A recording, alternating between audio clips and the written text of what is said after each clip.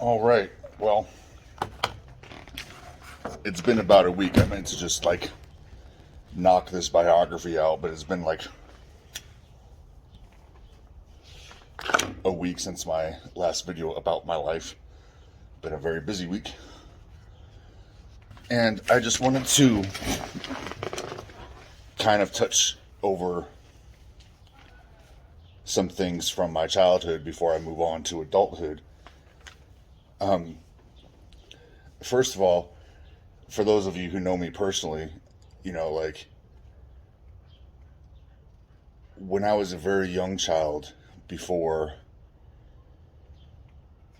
all the trauma hit and I learned to mask so hard in order to keep getting beat by my mom, my dad, my brother, my peers, I was an extremely happy child. I was very silly. One of my aunts would call me Smiley. Um, I was just goofy and funny. And, now I struggle to relax and joke around. I'm pretty serious all the time.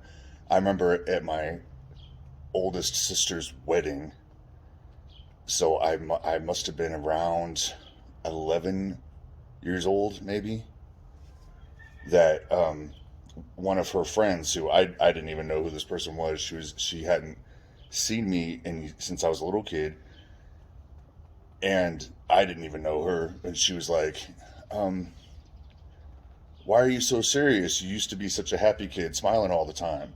So I know it was like by at least 11, I was just, again, in my parents' eyes, I was very well behaved, but that's not really, I was highly traumatized with what's going on. Um, I also was watching the other two videos, and I realized I said my brother was allowed to date, and then I had a girlfriend. So I had a girlfriend at church that we sat together at church with a Bible or a songbook in between us. That was how it was, that's how strict it was, and never went on a date, you know. Um, my brother, for some reason, was allowed to do all those things. He wore shorts, he went on dates, he drove around, and hung out with his friends. I don't know, again, why he was allowed to do that. And and we were all, the rest of us were all very controlled all the time. Um,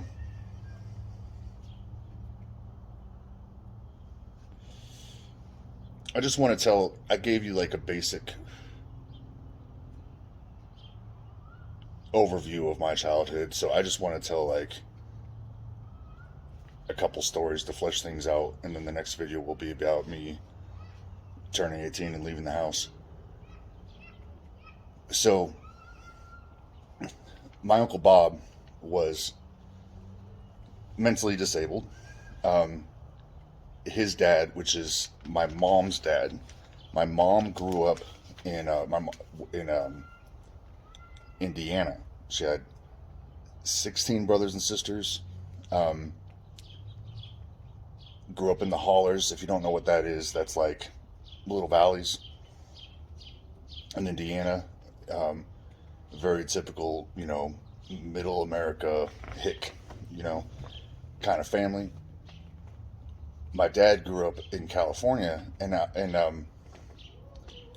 if you knew my grandparents, and see my grandpa was a very sweet, gentle man, but my grandma had a lot of mental health issues, and we didn't talk about it. It wasn't acknowledged. But I know some background here is that when my dad was born, oh, no, I was telling the story about Uncle Bob, so let me switch back to that. So the stories I was told, which I have since found are not all true, because my mom is kind of liberal with the truth, is that she grew up in a one-bedroom shack with 16 brothers and sisters. I found out later that's not exactly the case, but her dad um, was an alcoholic, and that he hit my Uncle Bob in the back of the head with a hammer in anger one time. At least I never got hit that hard or that bad.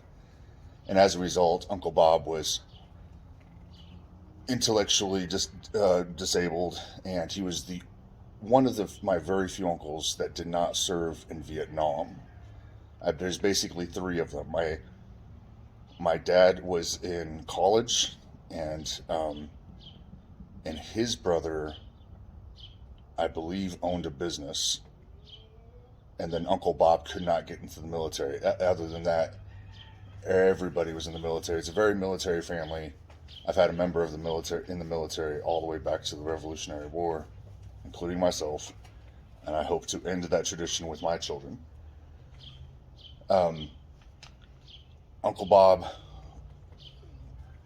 would, and I didn't know this until much, much later in life, was basically scamming SSI, Social Security, that he lived in Vegas and basically just drank and gambled, and would come to our house and stay with us a couple days out of the week. And he was coming to California to get his SSI check. So he had my parents' address listed as his address so that he could get the higher California rate for SSI.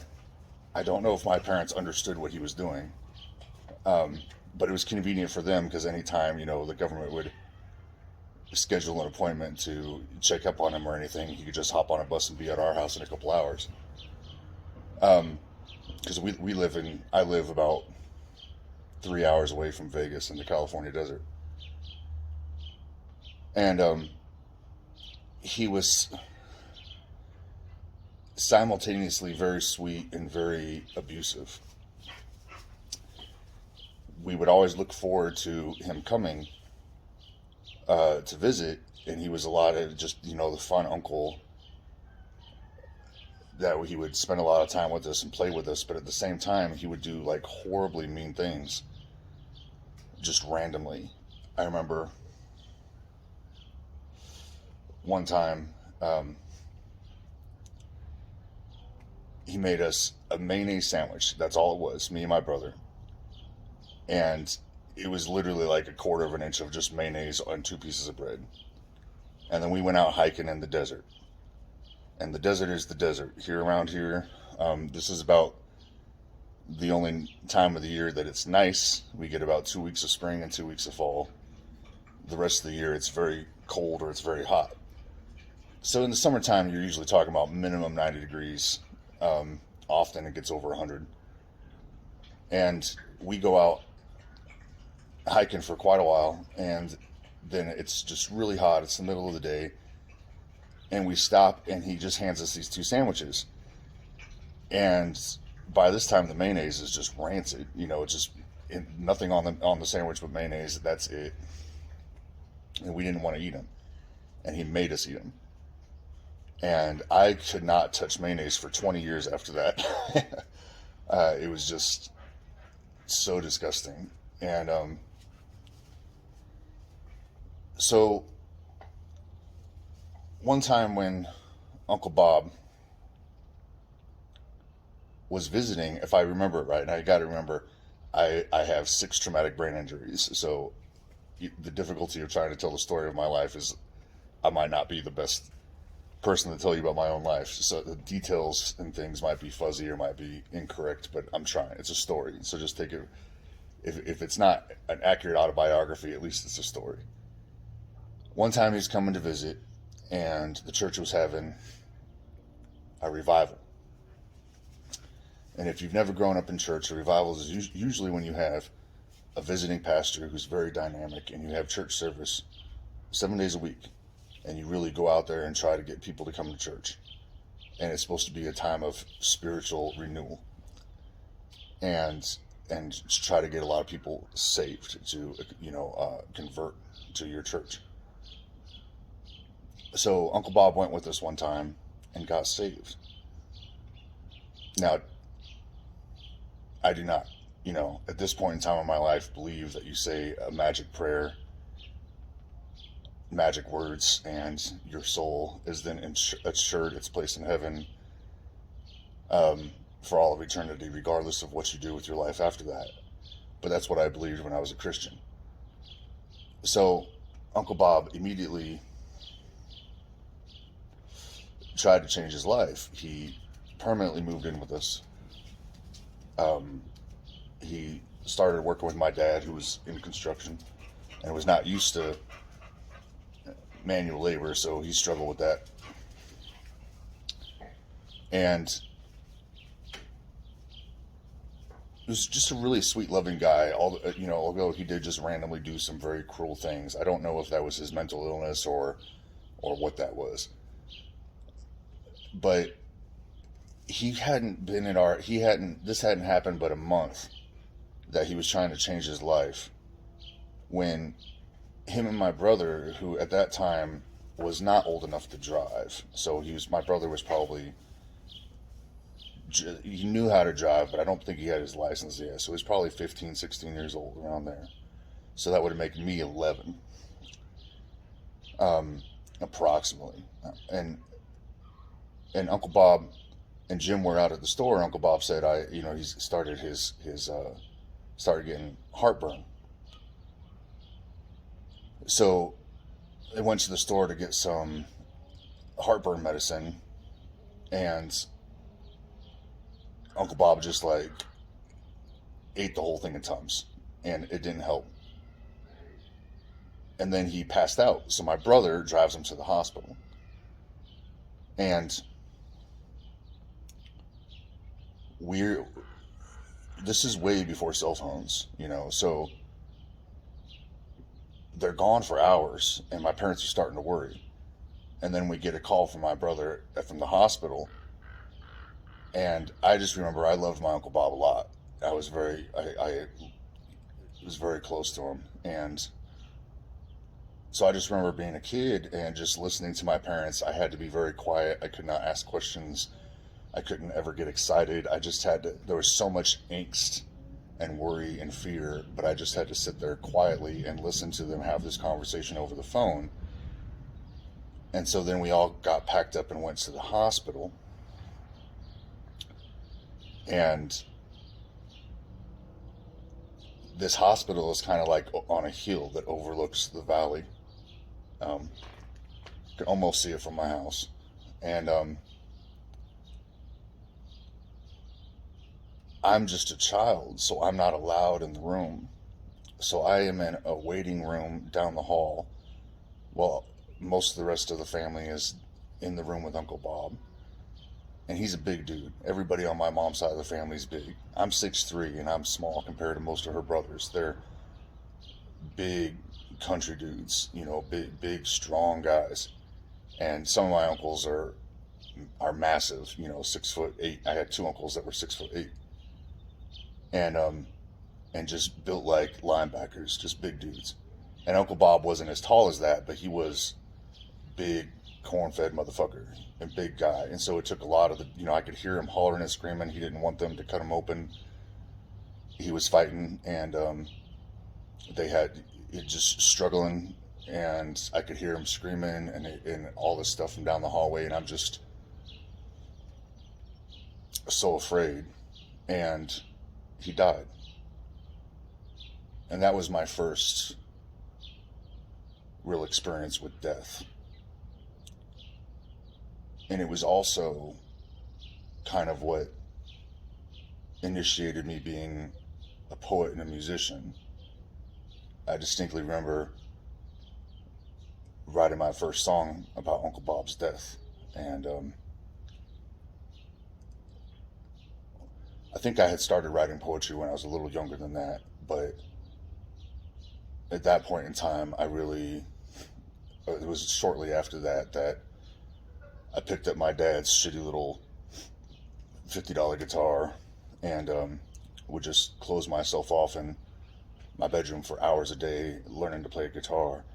I never had any lessons. I just kind of beat my head against the wall until I figured it out. I mean, I had like chord books and whatnot and listened to tapes and learned how to play. I started writing songs real soon after that. And I guess I really started thinking about death a lot. It was pretty young for something like that to happen, and we have a very healthy, a weird way of avoiding things in America. Just, like nobody ever asked me how I felt about it. There was no talking about feelings. There was no processing the grief. We just buried them and went on with our lives. So I internalized a lot of that, and that's also, I think, when I started thinking about big questions and life and death, and it was really an impactful moment for me. Um,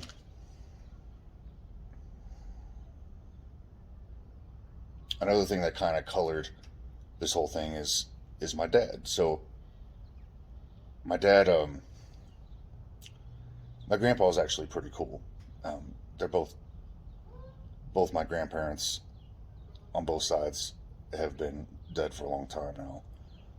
Um, but my grandpa was actually a really, really cool guy, and he served in World War II, the Army Air Corps. It's funny because right before he died, I was trying to get down there, and I was stationed up at Travis Air Force Base, and he's here in the high desert of California, and I would come down as often as I could and spend some time with him before he died. And that's the only real time that he ever talked about his experiences in World War II. And from talking, he got to we got to realize that our first three bases, 50 years apart, were exactly the same. Um, that just talks about coincidences that aren't coincidences, and the patterns of life. But from what I understand, my grandparents thought that my dad was going to be a girl. I have three children who were assigned male at birth, and I understand that because two out of the three of them, the doctors told me they were going to be girls. Um, but I was never very upset about it. It is what it is, And I uh, I just roll with it. But apparently, my grandmother really took it hard and had a mental breakdown and had to be put in the mental hospital. So I wasn't there right away. Now I went through the same experience when I was born. My mom had, post partum depression and kind of zoned out. Now, I now know that a lot of neurodivergence, there's a theory that a neurodivergence is created literally in the first hours, weeks, months of life when you don't have a lot of physical contact with your parents. So I'm sure my grandpa had to keep working, and um, my grandma was in the mental hospital. So immediately a traumatic experience. From what I understand, when she got back, she insisted that my dad was a girl and dressed him like a girl, treated him like a girl until it was time for him to go to school. And that's when my grandpa put his foot down and was like, "You got to stop doing this. He's got to go to school." Now, we're talking about like um, 40s, right? And it's not that my dad was trans. This is my grandma doing this to him because she wanted a girl. She later adopted a girl that was a member of somebody else. She was related, but she was a cousin, I believe. Um, and then later on, my dad would tell this story over and over again whenever he talks about how much he hates the gays, as he says it. He talks about how he was molested in Boy Scouts. Now, as I'm talking, Boy Scouts are fixing to not exist because of all the lawsuits that are finally coming to fruition about all the abuse that has happened in that organization over the years. I briefly put my children in Cub Scouts for like a couple months and was like, yeah, this whole organization is nuts. You know, it's not healthy. And as much as I wanted my kids to learn things that I never learned, it was just not a good place, not a good environment, not healthy or safe. And I'm sure that there has been people that have had good experiences, but there's been a lot of people who have had traumatic experiences. I always thought it was a little infuriating because, for instance, years later, when my kids had just gone through a traumatic experience and I'm at my parents' house, I'll get to that later on. And my mom is just laying into my kids, really being strict and difficult with them. And I'm like, chill out. First of all, those are my kids. Secondly, they just went through some shit. Fucking relax. And my dad was just like, well, they just need to get over it. He always thought that children just got over stuff, even though he would talk about the trauma of being molested in the Boy Scouts over and over and over and over again. Still talks about it. So obviously, people just don't get over shit like that, and that was a key moment in his life that he still bothers him. Trauma. And then my dad comes of age in the fucking 60s, and right when the hippie movement is getting going. My grandfather was religious, but not nuts about it. He was a normal, average amount of religious. I believe my father got scared by the hippie movement and the sex, drugs, and rock and roll. And what I've never really heard a lot about stories of the 60s is that this fundamental movement that is very much, the Trump movement today was really like a backlash against the hippie movement, the free love movement, whatever you want to call it, the sexual revolution. There was for every action, there is an equal and opposite reaction, right? So there was not all young people went out and started dropping acid and fucking everything that walked. There was a lot of young people that reacted to that in the opposite direction and became more conservative. And that's really when you start seeing the conservative movement in America that had existed prior to that, but it really started gaining steam and getting bigger and popular. And that's the route my dad went down. And he just hated homosexuality so much. It was just like he talked about it so much. And it's funny because just last night I was talking to one of my partners about how, like, we were talking about how there's this pastor getting popular on social media who goes on and on and on about oral sex. And he says oral sex is more demonic than regular sex. And I guess he means like penis and vagina sex. And we're like, I'm a lot of categories of weird now at this point in time in my life, and I am into kink and BDSM and shit, and I was like, when you can't stop thinking about a sexual act, we call that a kink. And then we were talking about that, how many Republicans and Christians constantly scream about homosexuality and get caught in the bathroom with a dick in their mouth. It seems to happen an awful lot, because if you're obsessed by something, that's already a sign that, like, again, if I don't like doing something, I typically don't think about it a whole lot. I don't think about mayonnaise a lot, although I did write a song, just a funny song, about mayonnaise one time. But I don't obsess about shit that I don't like. That's kind of a weird thing about the other side, that even though I grew up in the right, I grew up Republican, I grew up ditto head, Rush Limbaugh, all that stuff. I really was, luckily I missed the Fox news. I left the house before that became a thing. Um, but now looking at them, I just don't understand why they're so obsessed with shit that they don't like. I don't get it. However, there was signs all the way back then. Is that like I remember my dad coming home from work and be just angry, just livid, like red in the face, yelling, and be like, I was parked at a truck stop and some faggot, and I know that's an offensive word, I'm telling you the story. Some faggot just walked up to my car and dropped his pants. That faggot. And like, and he would talk about going to places in LA. There's like a park in LA, with a Griffith Observatory, Griffith Park.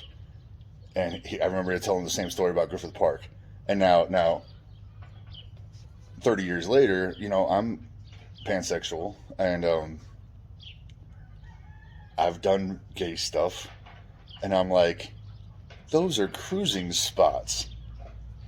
Those are well-known cruising spots. Truck stops in Griffith Park in LA. Why did my dad leave for work at 3 o'clock in the fucking morning every single goddamn day? And my sister, and I was just talking to my sisters about this last year. I think it was last year. My memory is shit. Maybe it was a couple years ago. And I was just like, my dad was so just on me about any kind of effeminacy, just beat me and beat me and beat me and constantly calling me a faggot and loser and stupid. And until I took on this like hyper masculine,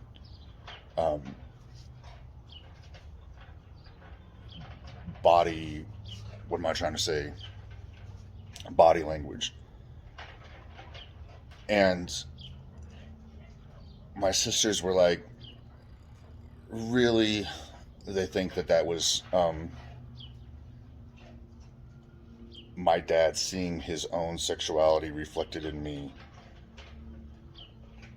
Because according to them, one time, and this is why my dad hates psychology, one time early in their marriage, they're arguing all the time, not going well. They went to therapy. And my dad tells this different from my sisters tell it. My sister said that the psychologist said, this marriage is not going to work because you're gay. And my dad never went back to therapy, and to this day hates therapy, calls them all quacks. So, is my father a repressed homosexual?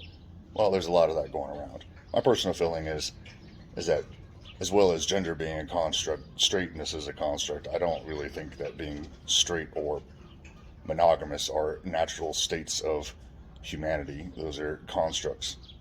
But maybe that's just me being neurodivergent. I think a lot of shit about society is weird. So, there's a lot of possible repressed shit going on, that why my father beat me so much and so often, and because he himself was repressing things. There is more to that story that I am not going to share on the internet because it involves other people, and it's a little too painful to just say out loud.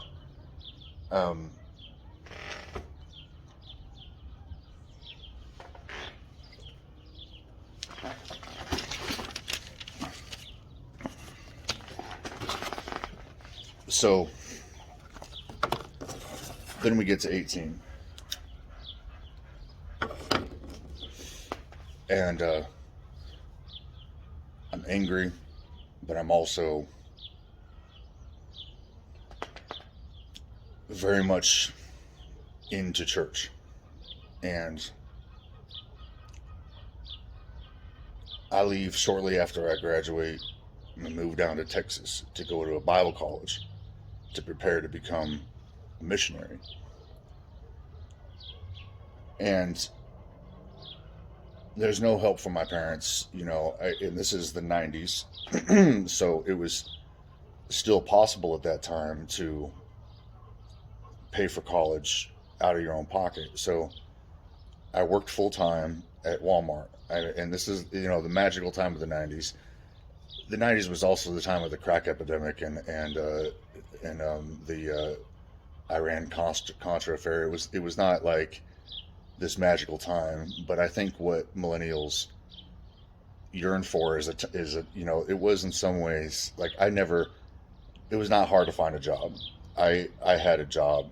Like, getting a job was easy. If I didn't like a job, I would just quit. I knew I could find a job a couple weeks later. It has not been like that since the recession, 2009. But I literally had a job the next day working at Walmart, and as a janitor. They called it maintenance, but I was a janitor. So I'd work all night, get off of work, and take a shower, eat breakfast, and at the school cafeteria, which was disgusting, and go straight to college. And because I always push myself too hard, I would just, like, one of my sons is doing this right now, taking like 21 credit hours per semester, and I did the same damn thing, and get real upset, just always if I made anything less than an A. And then on top of that, I was in the ministry on the weekends, which was not an option. This was a Christian college. The college was owned by a church. It was not accredited. It was a private religious college, and so you had to be a member of that church to go to that college, and you had to be active in the ministry. So I got like 4 hours of sleep a day and no sleep on the weekends, and I did that for 3 years. And I like towards the end of it, I was just like delirious. But let me back up. I'm not going to get towards the end yet. I was also the only male student in that college from California. Now, my best friend from high school went to the same college, but literally, like, I went to college the same time. He quit college and went into the army, and I went to college like this next semester, so we weren't even there at the same time. And again, this is before social media and cell phones, so I never knew why he left college until years later. Um, but I learned quick that once you step foot outside of California, everybody thinks that you are rich, you live in LA or San Francisco, and you surf, drink lattes, and suck dick. And I, I was weird because I had grown up in a very small town, a town smaller than the college was in a small town, but the town that I grew up in was smaller than that. It's just a small town. There was like 1, 2, 3, 4, 5 houses on my block. The rest of it was just empty land. And then it was like a big deal when somebody built a house right next to ours, and my dad got all mad about it. And then somebody built a house on the other side. Now there's houses, every single lot is full. But when I was a kid, it was mostly just empty desert. And there would be coyotes and roadrunners and quail just coming into the yard. I mean, we lived in the sticks. The road wasn't paved until about 10 years ago. It was just a dirt road, and it was sticks. It was a small house, and one bathroom. It was probably like about 1,500 square feet, and with 6 people in it. And so it was. I really didn't know how to deal with this shit. Where I get to Texas, and not everybody, but a lot of the other men in the college were hostile towards me because they just assumed I was gay. I mean, I am bi, pan, whatever you want to call it, but at that time I was not ever looking. I wasn't even thinking about it. Like, I was also attracted to women, so the very few times I would look at a guy and say, he's kind of hot, I just like, because I also found women attractive, so I didn't have any angst about it. I would just focus my attention on women.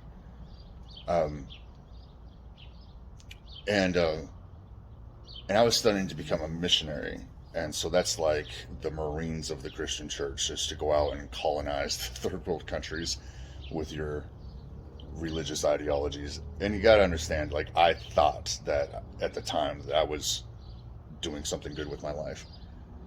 But it was also another step in me leaving the church and becoming who I am today, because several things happened. Is, first of all, these motherfuckers taught me Hebrew and Greek. More Hebrew. I think I took 2 years of Hebrew, and now understand this is 20 years ago. I wouldn't even know a Hebrew word if I looked at it today, and I was never fluent. We were just studying it in the context of being able to study the Bible in its original language. And I never got to the level of being a scholar. I got to the point where I could transliterate the Bible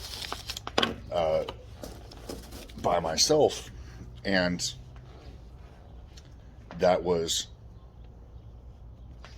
one of our assignments, was to take a passage of the Bible and translate it from the original language. And I remember, because I was a Christian nerd, is doing this on my own and translating Genesis 1 and just being shocked at what the difference was between the King James Bible, because we were that kind of Christian. Only the most wrong version of the Bible is the breathed word of God.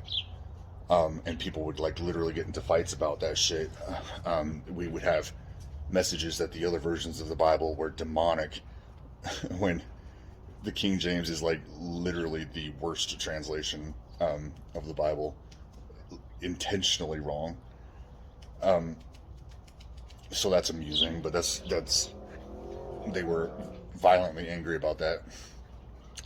So I translated Genesis 1, and it was something like, in the beginning God created the heaven and the earth, and the earth was without form and void, and darkness was upon the face of the deep, and the Spirit of God moved upon the face of the waters, and God said, let there be life, right? I don't know if that's exact. That's been years since I read the Bible. But I remember translating it from the Greek, from the Hebrew, and it was more like, in the beginning there was a mass of water, and the Spirit fluttered over the water like the wings of a dove, and there was life. And I was like, that's like some mystical shit, like, this is really pretty different from what the King James Version Bible said. And that started planting the seeds of doubt in my mind.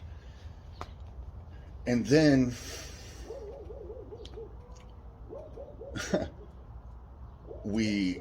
I got in trouble for this shit, and I was never trying to be a troublemaker. I wanted very much to succeed and be a good little church boy and get the blessings of the church leaders and go on to become a missionary hero, and so I wasn't trying to cause shit, but I just ended up, getting in trouble for shit I didn't understand. Still happens to me to this day.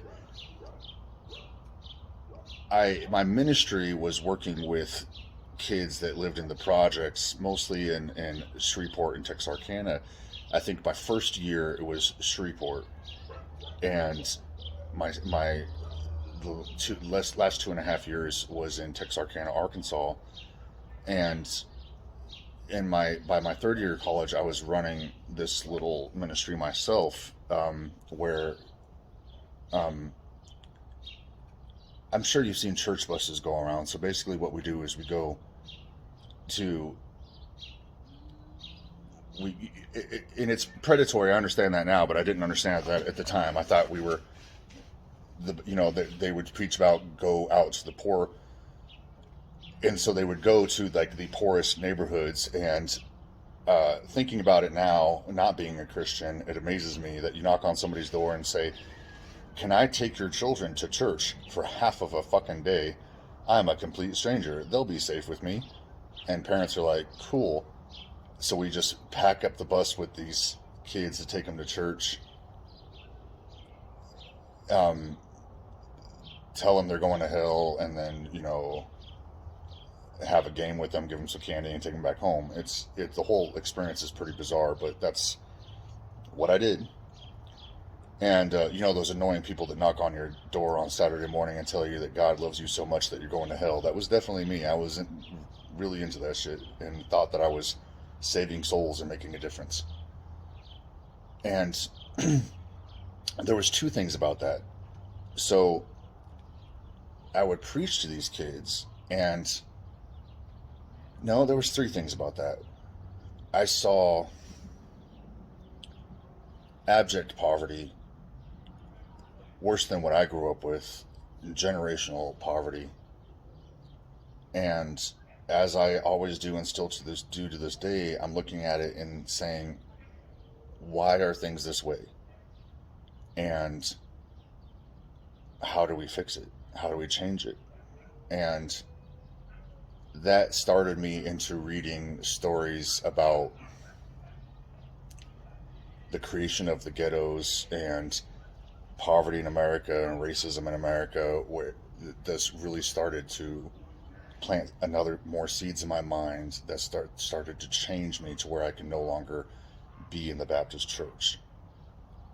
The second thing is that I saw that in order to affect change, we were just taking kids, giving them a little bit of Christian indoctrination and sending them home. I was like, what we really need is a church in this neighborhood. And I went to the church leaders and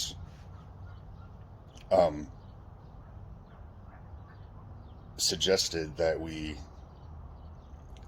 start a satellite church and in that neighborhood, so that we could be affecting the families, the parents, and the extended families, not just the children.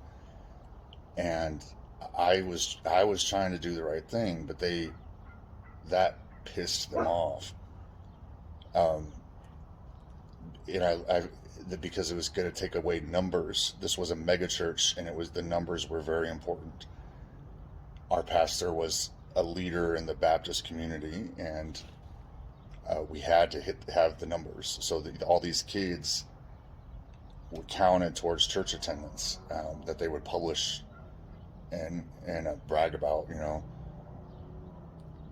Also, one time when I was preaching to these kids, I just told a story that like a fairy tale basically, and as part of the sermon, and the kids ate it up. Now, trying to preach a sermon to a bunch of rowdy kids in a bus that's going down the freeway towards church, that's not necessarily an easy thing to do. I had to learn to be very dynamic, way more dynamic than I am now, and to keep their attention. So that worked.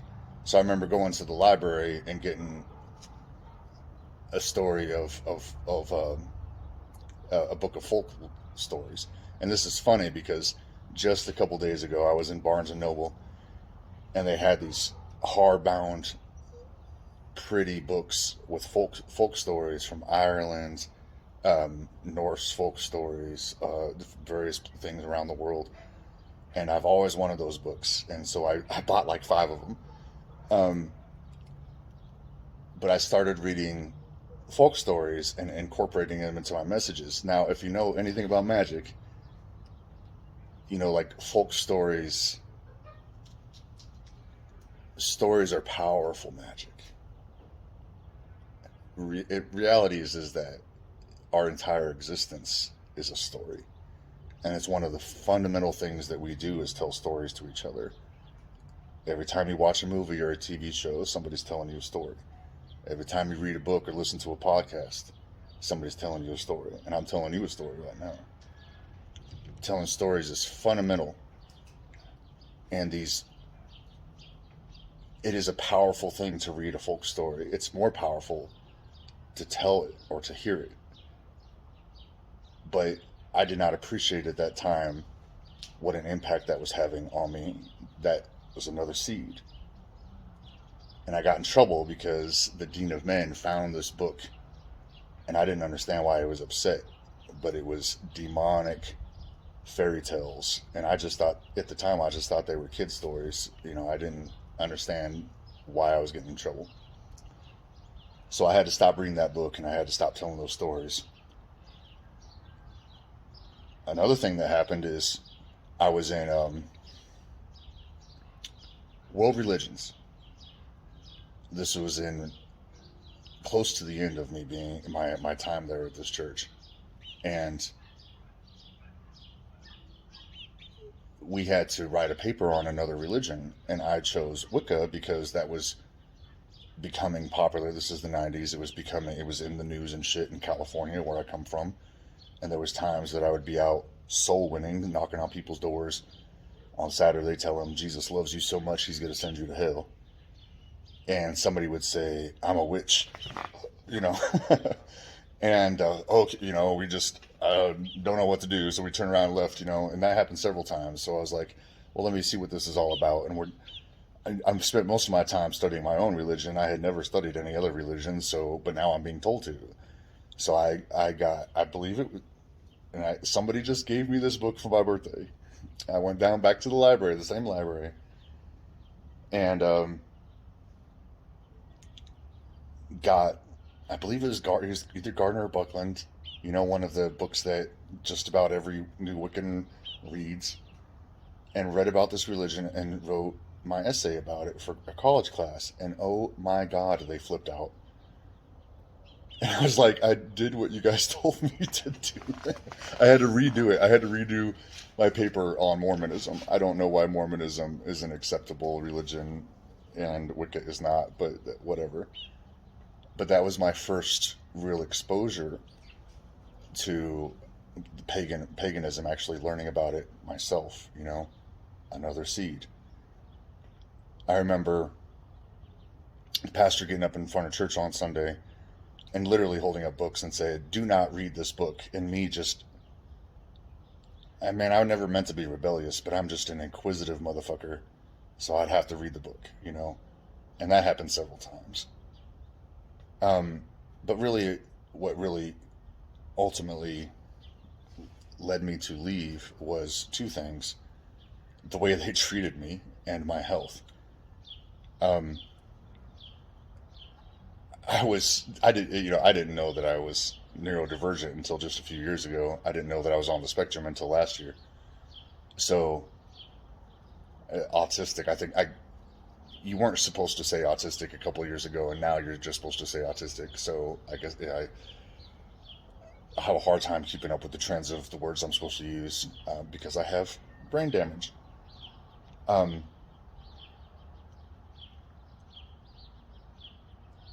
But I was not a ladies' man in my 20s. My partners today, I am romantic partners with three beautiful, loving, wonderful people. And they tell me sometimes, like, I wish I would have known you when you were younger. I'm like, no, you fucking don't. I was an asshole, I was angry, and I was not good with women. So I would try to get dates. I'm young. I'm supposed to be getting a wife so I can go off to the mission field because that's a requirement. You have to be married in order to go to the mission field. And man, I just did not. I was very clumsy. I'd never, I wasn't allowed to date when I was a teenager. Scared to death of women. Scared to death.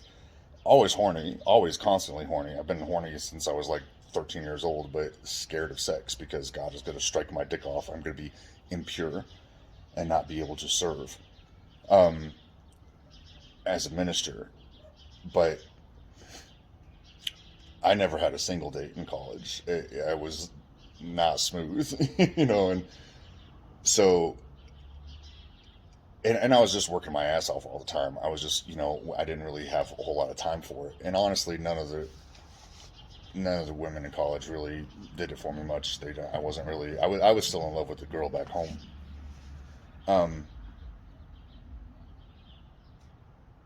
But after 3 years of being there, the rumor started going around that I was gay. They already thought, as soon as I walked in the door, I'm from California. but I didn't have a girlfriend or even have a date for 3 years. I guess it just, nobody thought that I was like working full time and in the ministry and going to college full time. I didn't really have time for it. But all of a sudden I started getting in fights. Like people, like we're at a Christian college and weekly guys are starting fights with me. And I'm just like walking down the hallway and somebody attacks me. I'm in the bathroom, somebody attacks me. I'm in the kitchen, somebody attacks me. I mean, it's happening a lot. And I win because I'm a big motherfucker and I am angry and I grew up, I grew up getting beat on all the time. I didn't tell that story. I grew up getting beat on all the time until I gained 2 feet in 1 year. I entered junior high 4 foot. I left junior high at 6 foot, and that's when people stopped picking on me because this one time some kid started beating me up and I got mad and hit him back and he just crumpled because I didn't realize how big I was, and that was it. Like I was in like I never got picked on again in junior high or high school. So I don't remember losing a fight in college, but I was still stressed out and sad, anxious, depressed, angry about like, why is this happening to me? Nobody's telling me. And so then I get called into the dean's office one day and they said, somebody said you were masturbating. Now, yes, I masturbated when nobody was around, but at this point in time, I worked grave shift and I was the only one in my dorm room that worked grave shift. So most of the time they were just assholes to me. They would just be in there making noise and playing music and whatever when I was trying to sleep. Zero consideration. But one day I woke up, I'm getting ready for work. I take my pajamas off, I'm putting my pants on, getting ready to go to work, and one of my roommates walks in right as I'm pulling my pants up. He sees me, turns around and walks out. I think at the time that he's giving me some privacy to change clothes, which is unusual in a college dorm room. But I didn't like him that much anyway, so I was just like, whatever, didn't really think about it. So he went and told the dean of men that I was just sitting on my bed masturbating. I mean, I was at work 15 minutes later, didn't really think about it. And I'm like, what the fuck? So we had this big fucking meeting, and with my academic advisor, the dean of men, and the pastor of the church, and they're trying to say that I'm gay. And the pastor of the church, I knew him before I went to that college, and he's like, "This is stupid. Leave him alone. He's not, just fuck off." And but the pastor went around the country preaching a lot, and so we literally had this meeting, and he left. This is over the Christmas holidays, and at that time, after 3.5 years of getting 4 hours of sleep a night, and then all this fucking stress of getting into fights and being accused and them trying to kick me out of college, my health collapsed, and I got pneumonia, and I could not get out of bed for weeks. And I lost my job because that's capitalism, right? I worked there for 3.5 years, and I couldn't make it to work for 2 weeks, and they fired me. I think they fired me the first week. I didn't even make it to 2 weeks. Now I don't have a job, and so I can't pay my college bill. And it is a rule in this private Christian college that if you are under the age of 25 and you are not married, you have to live in the dorms in order to attend the college. So the dean could not kick me out of the college. The pastor told him to leave me alone. But I woke up one day delirious to all my roommates laughing, and I look and see the dean of men just walking out of the room, and he had left a note on my dresser, my night table, my nightstand, and I looked at it, and I had been kicked out of the dorms because I couldn't work for 2 weeks. I missed a paycheck, lost my job, missed my monthly payment for my dorm bill, and it was literally like the next day, or it was 3 days later, I think, that he kicked me out of the dorms. the day before. Now I'm not going to college at this time because I'm sick, but this is like the day before the Christmas the break starts. Um, so I can't stay in the college. I have to get out. If I can't stay in the college, I can't. If I can't stay in the dorms, I'm not allowed to go to college. So the dean got his way. I'm sure that they told stories on me and I don't really care, but it bothered me a lot then. Um, so I called my sister, and she came and got me, and I moved in with her in Colorado. Stayed with her for a couple weeks to get better, and right when the Christmas break is about to end, I'm back on my feet, barely, and I'm gonna go back to the college and try to talk to the pastor and fix this whole situation. And my sister was basically like, "Fuck this situation that you're in, man. Like, this is fucked up, and this is not, this is abusive. This is not, this is not a good situation. This isn't for you." I was like, "All right." So went back to the dorms, grabbed my shit out of storage, and left. And that was the end of my era in the fundamental church.